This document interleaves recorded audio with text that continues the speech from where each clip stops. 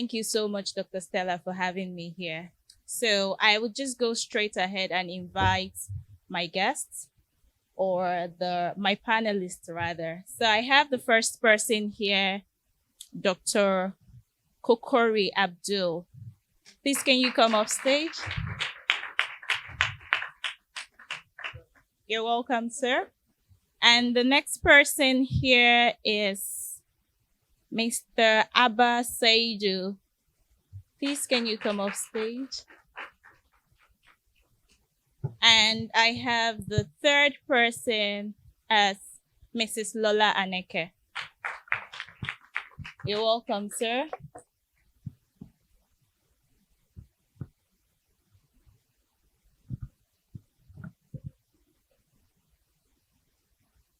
Welcome. Okay, so I was given this assignment to moderate this session on sustaining relevance in the dynamic and competitive education markets. So I would start with Dr. Kukori, sir. Okay, as I see that you're a brain consultant, and from what I see from your profile, you're also a mental health advocate, and you're very big on mental health. What do you think is the changing landscape of education today? Well, thank you very much. Let's start by defining who is our product. What product do we have to sell? Knowledge. Who are the consumer? Digital generation. You cannot use analog leaders to drive digital generation. And of course, the difference between 19th century or 20th century or 21st century education is all about the consumer. Who consume our product? Is the student. Who are the learners of 21st century? What are their characteristics? What do they really want? That determines the kind of product you offer to them. Until schools begin to think, who are these people? How do they learn? What do they want to learn? What are the skill sets for 21st century? And design your product to meet all of this, then you can remain relevant. Thank you. Thank you so much, sir. I would go over to Mr. Saidu. I see that you're the ED at Glisten International Schools. Yes, correct. Yeah. So as a school owner or as a school director, do you have a brand identity? And how relevant is your brand identity to today's educational space? Well, good afternoon, everyone. I think we do. So, if I may get your question, is it a personal question, or you're talking in terms of the school? I'm talking in terms of the school. Okay. Yes. What is your brand identity? Well, yes, we do, and I think it's STEM over value, a value system that is suited for the 21st century, and the relevance that we see that we need to sustain is on innovation in terms of technology, because we're heavy in the aspects of technology and seeing what skills that are required for the 21st centuries. And these are in areas of emerging technologies. Today you have coding, AI, robotics, and so many things really affecting our lives. Being even smarter, having data that is quite amazing that we don't leverage on. And I think those are the values that we rely on. We see ourselves pushing towards those innovative solutions for us to remain relevant as a school. Thank you. I hear you talk a lot about technology. So does that mean that your brand identity as a school is a tech is school inclined? Yes, it's tech inclined, yeah. But it stems more on the values of the 21st century. Okay. Yes.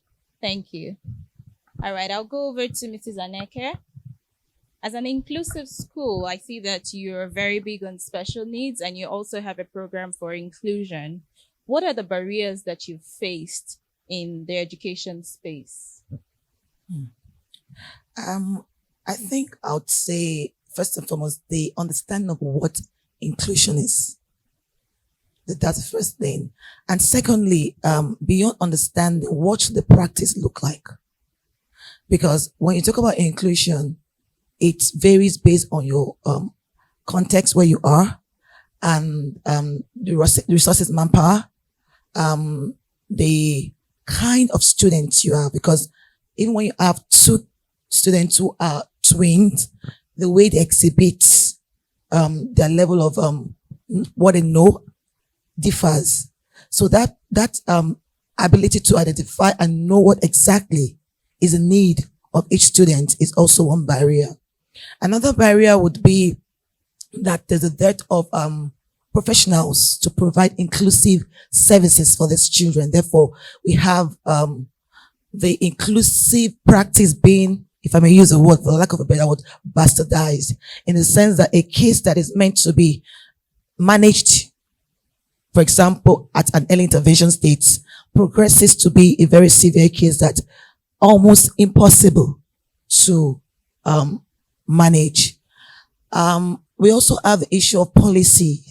You know, if you look at the inclusive education policy in Nigeria, you realize that it just touches surfaces, and you also realize that it's also looking at other countries, which is good. I don't have a problem with that. But how do we make it indigenous to meet the needs of our children in Nigeria? So, for example, when we also talk about inclusive education, or even inclusive education or special needs, you realize people think that it's only children with learning challenges. A lot of people do not even understand what the policy on special education, the categorization in Nigeria means. So once you say special, those kids that cannot really learn, they forget that children who are gifted and talented are also children with special needs. They forget that children who are from insurgent prone area are children with special needs. Out of school students, our Almajiris are children with special needs. You know, so those are some of the few challenges I'm able to mention right now. Thank you, Mrs. Aneke. How have you been able to overcome these challenges, or what is the process that you've put in place to be able to manage the situation, or how are you progressing towards solving this problem that you've encountered? Thank you so much for that question. I'll just run through what I've been doing. So I'll just say a very short story quickly. How I got into this field was more like, I felt I wasn't a classroom teacher, but I used to volunteer in the classroom. And then I saw this student who was meant to be a part of the classroom. So imagine you all are my students. And the student just stands there. Everybody's doing something and just looking at you. Even the teacher does not seem to be bothered. And then I'm like, there's something that can be done about this child or any other child like this. Because my challenge was, what does the future hold for this child in the next 10, 15, 20 years? How will this child contribute to the progress of this country? Because he has something to offer. And then I decided to go on a course to be able to provide for this child in international, in the US. But then, because they value the fact that every child matters and every child can learn, they were willing to retain me, but I said, we have the same issue in Nigeria. I'll have to come back home to help our country. On getting back home, I wasn't accepted. There are several times I'm thinking, I need to go back where things work. But I decided to stay, it's been over a decade now, to stay the course. And what have I done? The first thing I did, and people say to me, your name precedes you. The first thing I did, I went on social media, I started talking about these children. This is what they can do. I started giving them information on what I showed before and after. This is what these children can do. And I started doing trainings. We got my organization, we got certified with an international body on how to get teachers to know how to work with children with special needs and be able to have global recognition. So it doesn't matter whether you schooled in Nigeria or in the US or whatever. We know the standard, we know the practice, and we're making it indigenous. And then we got to partner with these international organizations. What else do? We ensure that we empower parents too, because one thing I find lacking in Nigerian system, I stand to be corrected, is that we do not take parental involvement very seriously. We feel once parents have paid school fees, leave them to me. when we learn to collaborate with parents, half of our problems is, in fact, more than half of our problem will be solved. So that issue of parent knowing, when parents know exactly what is going on, and they can sit with you on the table and we can find a way to solve the problem. So parental involvement, give them power. I say to parents, you are the one in the middle of this. You have to understand what is going on. You have to equip yourself. Yes, there's a place of denial, anxiety, fear, and all that. Get into the acceptance mode. Go to the professional mentor. This is where I am. How do I get through this problem? And then equip yourself with knowledge so that you can be able to know when somebody says to you, oh, your child might not be able to go through elementary school. You're thinking, no. Dyslexia does not mean that. Dyslexia means my child learns differently. How are you going to provide support for my child? Another thing we've been able to do also is we gather professionals from all over the world, and we gather them together. We say, look, this is what we're having as an issue in Nigeria. You are a professor of this in North Carolina. You're a professor of this in South Asia. You're a professor. Can you please come together and let us hear what you're doing in your own country? And we're going to gather our own people. You're going to tell us what you've been able to solve your problem. We're going to tell you our challenges and see how we can solve it. And a lot of people will say, oh, inclusive education is very expensive. We can't do anything about it. And we know that there's something called lean resources in Nigeria. No cost, low cost. No cost, low cost. And then we are thinking, what do we have? Must we always use the international standards? Not so, but their products and resources. How do we look? If you're saying use a counter or use a building block, we have that in Nigeria, but use some material that are not common in Nigeria. Can we say we have bottle counters? How can we make these bottle counters help the children to count? How can we use stones? How can we use other things that we can find around us to ensure that these children learn? Those are a few things we've been able to do as an organization. Thank you. I'll hand the mic over to Dr. Curry. Dr. Curry, how relevant? Well, our existence as a person dependent on your ability, on your ability to think, and for you to have healthy mental faculty. If you have issues with your mental health, it means you begin to lose your right as woman. And when it comes to learning, it's a mental process. And you see, learning itself is a complex process. Your ability to take information, process it in your short-time memory, move it to a long-time memory, and your ability to have effective recall. They are very complex processes. It's not enough for you to jump on chalkboard and begin to really out facts. As a matter of fact, studies have shown that less than 50% actually learn in a lecture method learning community. Most of other learning outcomes are either indirect or informal. And unfortunately, teacher teaches what to learn. They don't teach how to learn what to learn.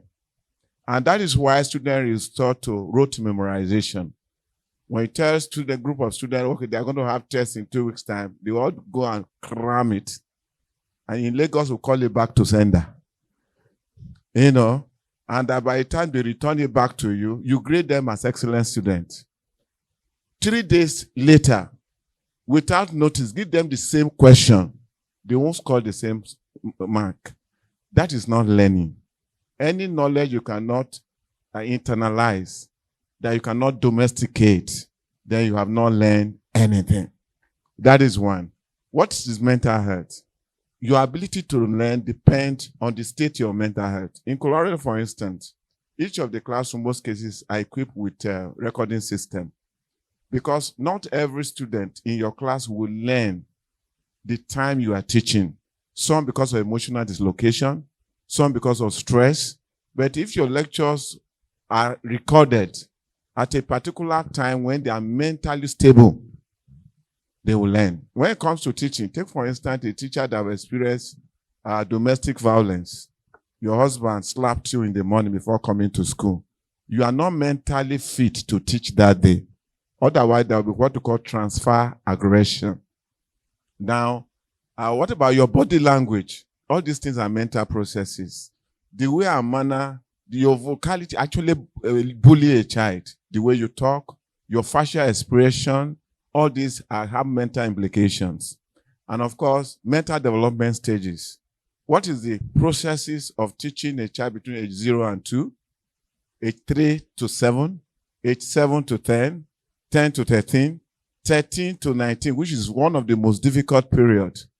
In fact, I used to tell parents who have teenagers, because within that period is a transition from childhood to adulthood. They have a lot of, because the limbic system, okay, most cases it's not their fault. Can we please put our hand like this together? That is the size of your brain if you pull it out. You have about, under cerebral cortex, you have about 4 lobes. The optical lobe, the parental lobe, the temporal lobe, the frontal lobe is the one that developed last. Now, if you have students between 13 and 19, that is secondary school, they are most difficult to get their attention. And most cases it's not their fault. There's a transition between adulthood, childhood and adulthood. And the frontal lobe of their brain is not fully developed until they're about 25. So the ability to think of consequences of their action is kind of short-changed. And therefore, you need an adult who will do the thinking for them. Jocularly, I used to tell parents, I say, all that you need to do is to get a placard with a rope on it, and then write on the placard, "Be careful with me, my brain is under construction." They'll hang it on their neck and walk around. So there are a lot of implications. And then when you talk about multiple intelligence preferences, which means the personality type of a child, if I have my way, every child will go through psychometric test. Most parents are parenting strangers. Most of them don't even know their children more than beyond their names. They don't know their personality type. They don't know their emotional preferences. They don't know their learning style. Ditto for teachers as well. If you have a class of 20 students, you are teaching strangers you don't know. And that is why for schools that are different, take for instance, if you have a different type of SS1, SS1A, SS1B, SS1C. Now, the method you use for SS1A may not work for SS1B. The method used for SS1B may not work for SS1C, which means we must be unique in our teaching strategy. I think let me stop here. Thank you. We almost got carried away just enjoying you talk about it. But I have one more question for you. Do you think that as a country we should prioritize mental health in the educational space? That is the starting point. Okay. If I have my way, we'll go back to the drawing board. And the first thing we need to look at in the drawing board, how does this brain learn? It is the answer to that will determine the type of curriculum, the type of assessment method, the type of teaching strategy. In fact, there's what we call brain-friendly strategy for effective instructions, which means teaching with the brain in mind. Otherwise, it will be like what Yoruba call Eije, Eyoje. Some will learn and some will not learn. And we end up destroying destinies. There was a time I wrote an article, How School Destroyed Destinies. Somebody picked me up on how do I mean, and I explained.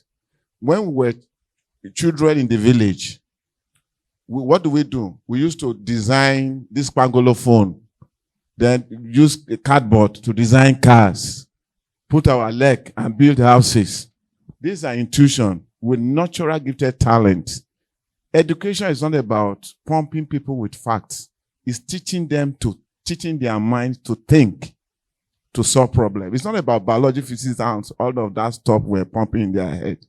And lastly, from studying and so forth, studying and other research findings, education, in fact, I made this statement, any lecture that goes beyond 12 o'clock is a waste of time. It's a waste of time. The learning outcome from 12 till the end, unfortunately, these children are frustrated. And that is why when they are coming to school in the morning, because they don't belong to this kind of school we're running today, they walk sluggishly. But when you ring the bell for closing, they jump up for joy. Did you ever ask yourself, why are they happy when you are closing the school? It's simply because that organization is boring and they don't belong there. Thank you very much. Thank you. Thank you so much, Dr. Kukuri. My next question is to Mr. Saidu. What is your take on the Nigerian education, in the educational structure in Nigeria? What do you think it looks like? Well, having the private school and the public school in mind? well, I would say it's quite a lot. It's this is quite broad, but I'll try my best to limit it based on my understanding. The structure in Nigeria is archaic, more archaic than what I know in some places. I know for sure we're not doing the right things that we should do, especially in areas of how the world is changing. When you compare the private schools and the public schools, you notice there are still the difference is not that much because the system is heavily reliant on core curriculum, which Dr. Kokori is sharing more light on what we're talking about inclusion. I mean, we're in a system. I don't want to use a mess, but it's not ideal for the 21st century child. We're not ready yet to prepare children for what's to come because I mean, one of the doctors mentioned that we're training children for problems that we don't even know that exist yet. And I mean, if we don't begin to change all the things and strategize on all the different aspects of what how running a school or educational system is, then I think we're doomed. With a lot of out of school children, whether it's in the formal or informal educational sector, I think there's a whole gap to be met. And my own opinions are that we really need to start by understanding these core things and changing these attitudes, because one of the narrative that we have is we're still stuck in the conventional ways of doing things. We must pass exams. We're heavily reliant on exams. We're heavily reliant and even the mindsets that we have. Our parents are not helping matters too as well, because most parents just want their child to pass A's, to get A's, and what we see now is we're just being hypocritical about the situation about the country, because we just want our students to pass WAEC. And the funny thing is that majority of these children, you can tell that they get exposed with the examinations here. So what are we teaching them? So and as schools, we have to be really deliberate about the future. Who are we building? Because if we don't do that, there will be the engineers that will build our houses, our roads, the doctors that would. So if we allow them to cheat now, believe me, they will cheat on us later. You would have a house. I mean, I just saw one picture the other day about ASU that is not on strike. I don't know. It went viral that there are no stairs. There's a picture of a house that there is no stairs going to the next floor. I mean, it's already happening.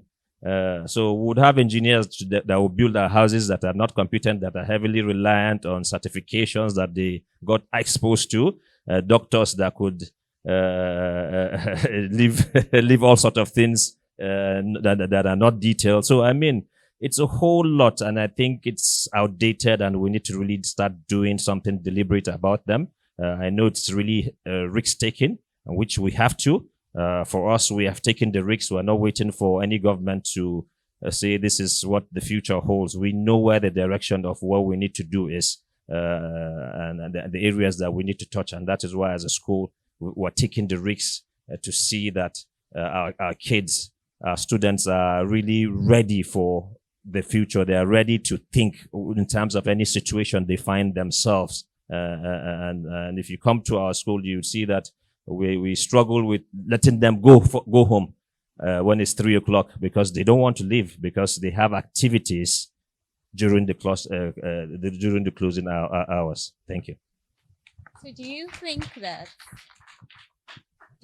that we're raising children who are resilient and can fit into the global society outside Nigeria?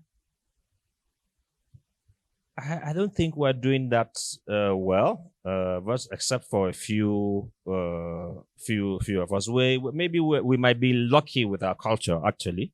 Maybe that might just be a saving grace for us, because For those that have good cultures, I mean, if you grow up like most of us do, in a home that's disciplined, those are skills that you need to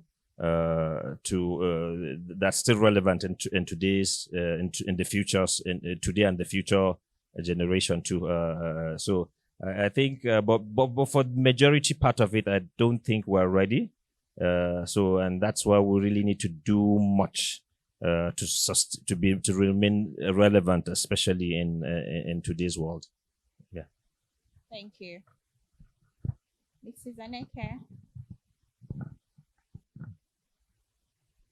how do you think an inclusive school can remain relevant in today's society?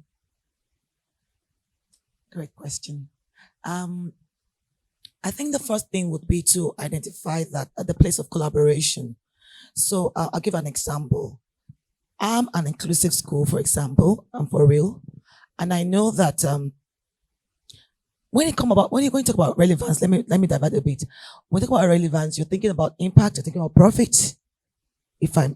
So I'm thinking, okay, I'm an inclusive school, and I know that it's globally accepted that inclusion is the way forward.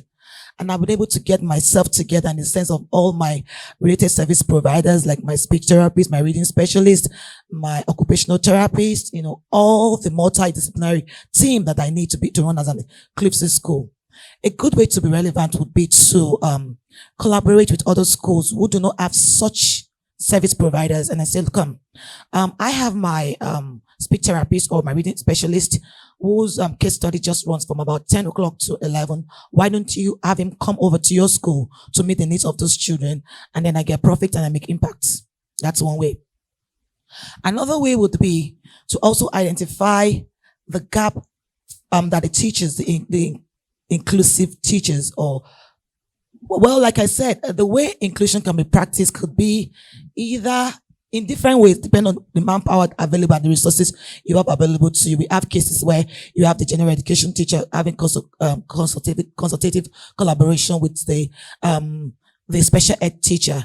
And you could have it in such a way that you could say, I could decide that, how about we have a situation whereby we collaborate, yes, where we have your specialist teacher having to have professional learning communities with other teachers. So for example, I have two teachers, special teachers who are certified, and not just certified as we know it in Nigeria, they know their onions. And I'm saying, look, I want to be relevant. I want to make impacts. And I'm thinking, what best way could I do it? Now I have my special ed teachers as opposed to having collaborative consultation where they support or have one teacher. There's several ways you can do that. I could have my special needs teacher saying, look, train all these teachers for maybe 3 months. And then I know for sure that this teacher can handle any child, be it a child with special needs or not. And then again, using that collaborative way of reaching out to other schools saying, look, we have this that we're doing in our school. We have what we call professional learning community, whereby we have our teachers every 3 months and there's a cycle. Can we also have your teachers come over? And then that way I'm making impact, I'm making profits. Another thing I can do is I have resources you do not have. How do I share? Because if there's anything about collaboration, you must learn to share. Again, I want to make impact. I want to make profits. My students come to school Monday to Fridays. How about your student coming Saturdays and then they get to use my resources? I think I'll stop here for now. Thank you. Thank you, Mrs. Aneke. I hear you talk a lot about collaboration, and that's something that is part of the 21st century, the 4 C's of the 21st century skills.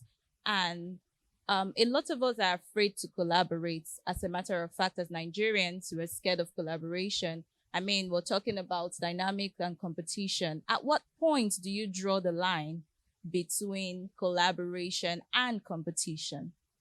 I love that question because I remember back in my graduate school, we did a course on collaboration. And collaboration has several factors that you need to consider. What are you bringing on board? What am I bringing on board?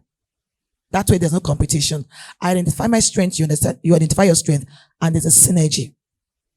Secondly, it's not about me. It's about the need that's meant to be met. So there's no unhealthy competition. It's not about a case of where two grasses fight, the grass suffer. And that's always the case because it's all about our children. Collaboration with parents, collaborating with school owners and teachers. It's not about us. It's about the need. And there's something else again. Another challenge we have with collaboration is the way we communicate it. Effective communication. What is the issue? How do we find a way to itemize the issue and then also be listen enough to be able to know when you need to step aside and let's face the issue. So collaboration, one of the examples that was given, I remember very clearly, was, so for example, I believe we have a lot of, most people here are married, and some men, I stand to be corrected, you know how men seem to be a bit disorganized. When they use a towel, they drop it somewhere, and later, oh, you didn't put your towel in the right place. A statement that we used then, part of example we gave, rather than saying that, oh, you didn't do the right thing, you say, I would have preferred if you did it this way. The way you communicate also matters. Even for our children, even for our students, we can collaborate with students. Our students, we can. But the language we use also matters. So just keeping that focus, understanding where to draw the barrier will take us further when it comes to collaboration. Thank you. Thank you. Please, can we get a volunteer from the Secondary Education Board to join in this discussion? Good day, everyone. I actually attend a government school. So this is the issue I face in my government school. During the second term period, our principal brought vigilantes from Gariki. So these vigilantes were to help curb some of the social vices going on in our school. So on April 21st, yes, they caught a boy and his friends. His friends were actually smoking. So when they caught him, they brought him out to the assembly ground. And when they brought him to the assembly ground, these vigilantes naked him, flogged him on his feet, each and every one of them, electrified him, tied his hand to the chair. When I wrote a letter to the principal, telling the principal that what they actually did was wrong, that because the boy had the right to charge them to court if they actually wanted, he told me that they were going to look into it. Okay, I said, okay. The next week, the principal called out my name and told the students that I was insulting him by writing a letter to him. And we didn't want the vigilantes to be there because of the thought that I was part of the bad people corrupting the school. So I told my mom about it. And my mom was like, we are going to use the school and make money. Because if that is how they go around beating people's children, because the boy's grandmother came the next day and the woman is a very old woman, she could not even defend her child.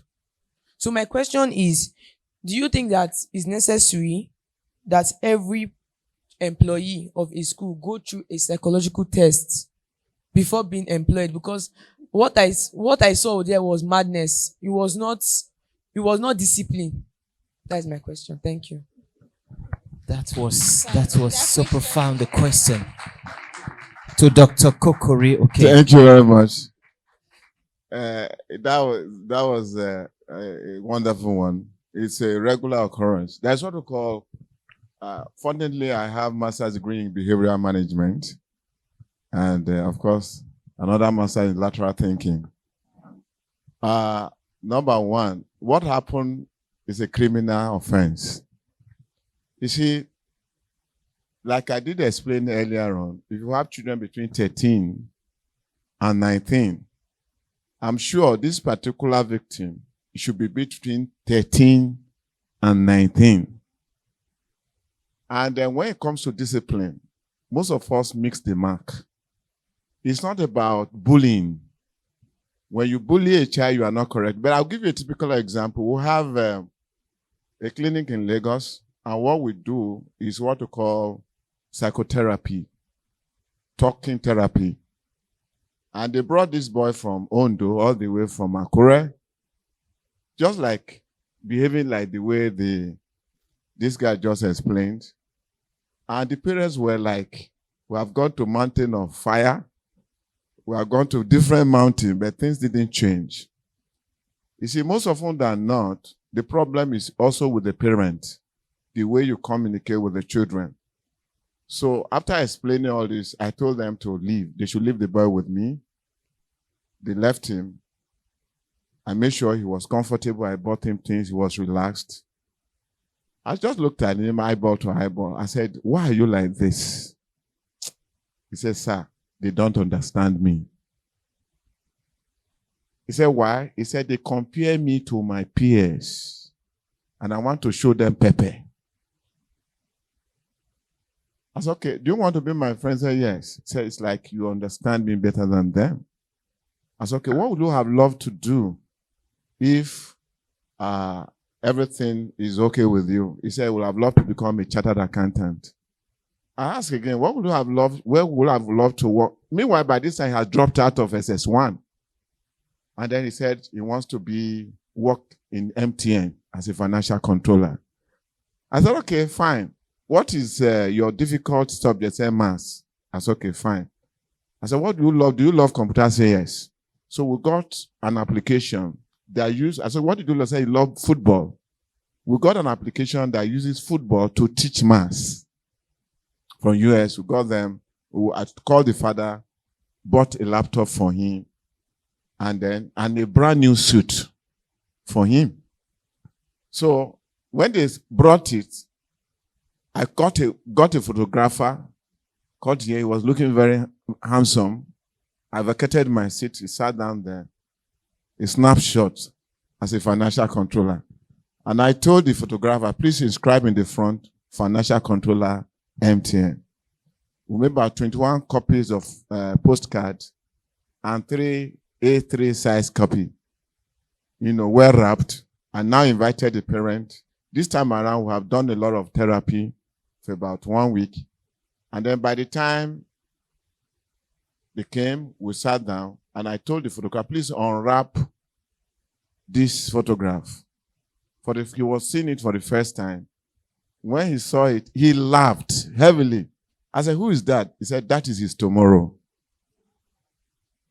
A tomorrow you cannot see, you cannot get there. That changed the narrative. In fact, and I listed 21 enemies of that tomorrow.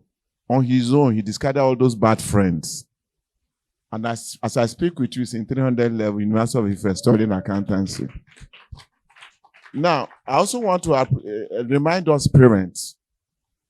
You see, most of the challenges we have is because we don't understand the children we're dealing with. There was another incident that happened at a particular church.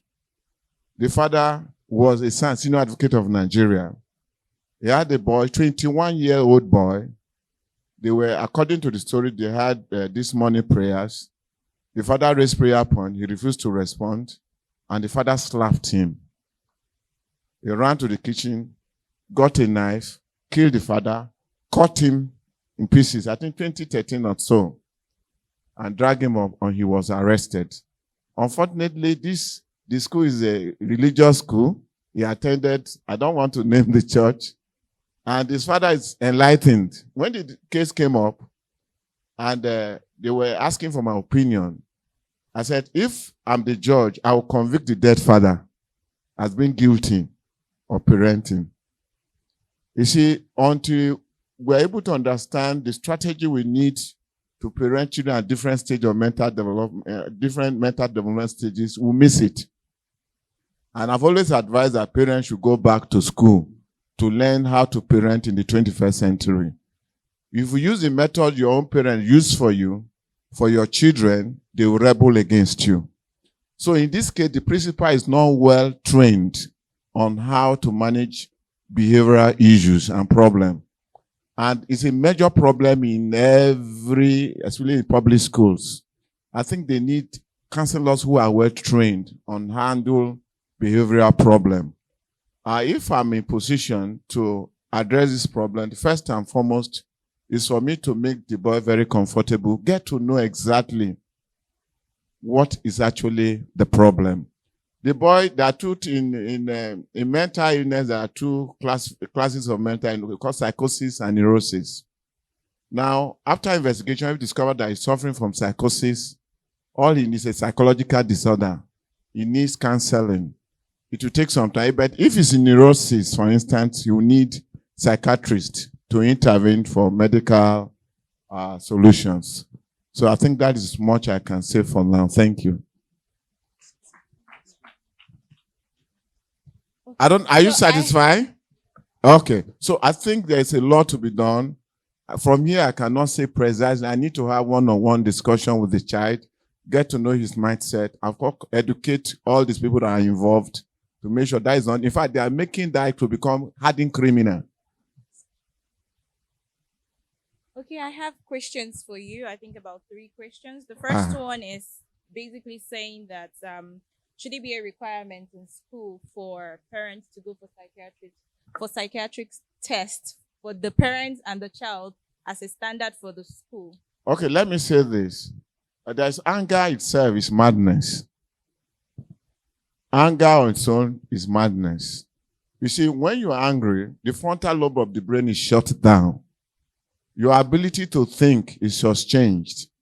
Whatever actions you take in the midst of anger, most cases you actually regret it. So when you are angry, walk away. If you're a man, your wife decides to slap you, just walk away from that sin. You do something you live to regret. That is one. Now, every human being, at certain particular time of our life, should be subject to mental evaluation. It's very important. Both the teachers, the parents, should be subject to mental evaluation.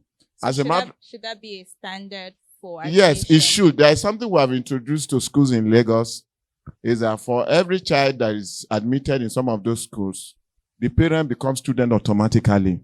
And they are required to attend parenting for academic success 4 hours every term. One of the things we also teach them is the mental strategy for effective parenting.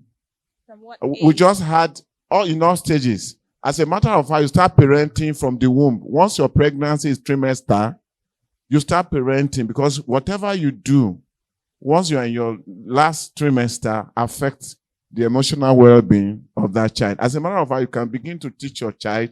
By the time a child is 2 should be able to read.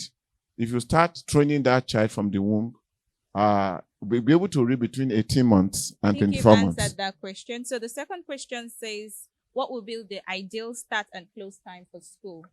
Yes. Normally, in the morning time, 4 hours of mental sapping is enough for effective learning and learning outcome. As a matter of fact, for me, school should not go beyond 3 days in a week. 3 days in a week, or at best 4 days in a week. The Friday should be what we call the calculation day. Then there should be icebreaker in the morning, which means there should be celebration. You see, because actually what helps the brain to learn, especially the frontal lobe of the brain, is oxygen. And that is the role of physical education. Of course, all my presentation, they do a lot of exercises in my presentation. Why? Because when you breathe in and you have a lot of good volume of oxygen in your lungs, in fact, the brain consumes over 25% of it. It activates all the neurotransmitter, both inhibitory and excitatory, and that helps the neural to form better pattern for learning to take place. Thank you, Dr. Kukuri. Yeah. Thank you so much. We've come to the end of this session, but before we go real quickly, I would like to ask Mr. Abba one last question. How do you see the future of work or the future of the classroom in 10 years? Well, I think I saw the future, 2019, because I was opportune to be at a Beth show 2019 just before the COVID came, and I saw an amazing thing. I could see the vision, the Abu Dhabi guys have, because I went into their classroom. It felt like being in space, and that really inspired me. It gave me a lot of time, to really refocus my thoughts on how I see the education in the future.